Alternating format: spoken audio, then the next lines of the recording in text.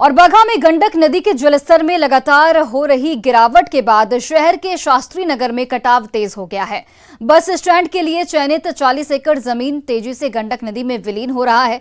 कटाव की गति इतनी तेज है कि अब एनएच और रिहायशी इलाके से नदी की दूरी 50 मीटर तक आकर सिमट गई है। कटाव से प्रभावित परिवार इस वक्त संकट में है। अब तक कटाव निरोधी कार्य हालांकि शुरू नहीं हुआ है और इसकी वजह से लोगों की परेशानी जो है वो और बढ़ गई है। गंडक नदी से हो रहे कटाव का जायजा लिया हमारे सहयोगी मुन्ना राज ने।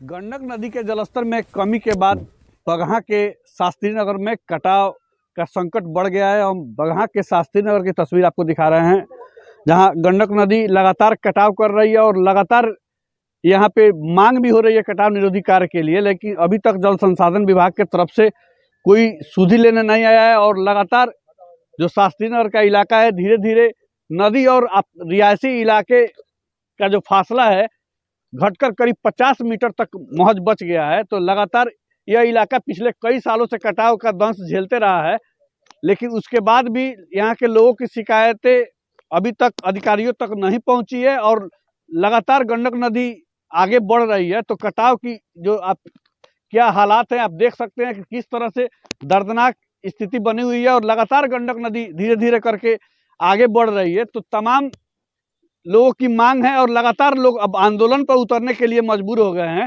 और लगातार जिस तरह से कटाव हो रहा है और यही हालात बना रहा तो एनएच से फासला महज 100 मीटर से भी कम रह जाएगा। इसके बाद भी जल संसाधन विभाग के तरफ से कहीं कोई कार्रवाई नहीं की जा रही है। तो क्या शिकायत बरगोलो नहीं की? बहुत शिकायत बटे, हम लोग के कुछ नहीं खेती होखत, ना नदी बनाता, ना ठोकर बनाता, ना पुल बनता है।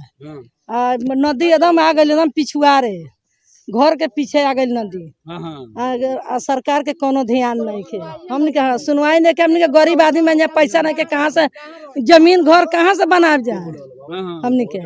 तो सरकार कम से कम ध्यान दी जाए कि हमने के कोनो उपाय के करी जाए। मान के कटाव हुआ यहाँ, तो यहाँ से उजाड़ कर सरकार ने आधा गांव को ले जाकर नीतीश नगर बताया।